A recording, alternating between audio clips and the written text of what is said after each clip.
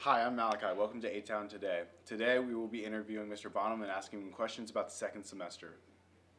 Hi,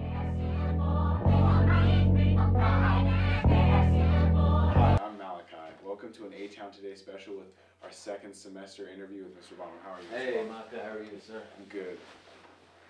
What has been the most noticeable difference between being principal here and at Western?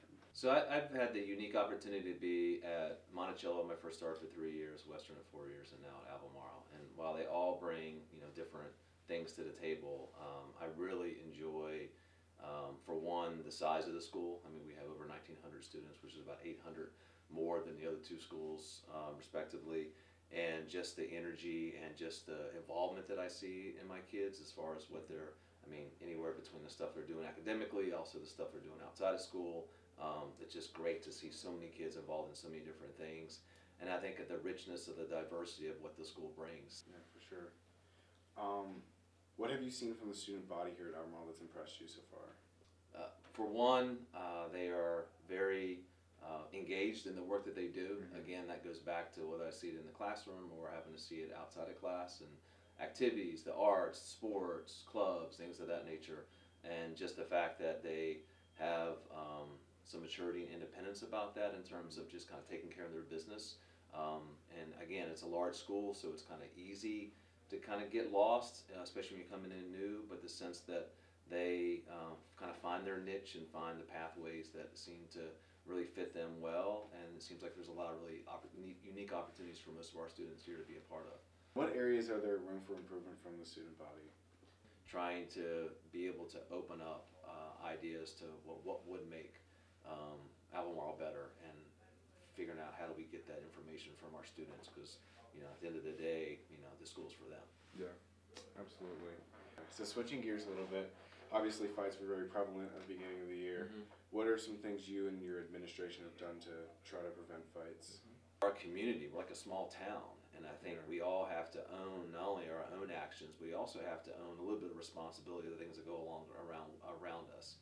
I think the natural instinct, whether it be adults or teenagers, is when they see things that happen to oftentimes that don't involve them, to not get involved, because they don't want to call somebody out, they don't want to put themselves in the mix of it, they just kind of want to go about their business. But the reality is, if we want to make the school the best, the safest, the most productive as we possibly can, we've got to have the feelings that everyone's empowered when they see something that just isn't right, to be able to figure out how does that end up getting resolved.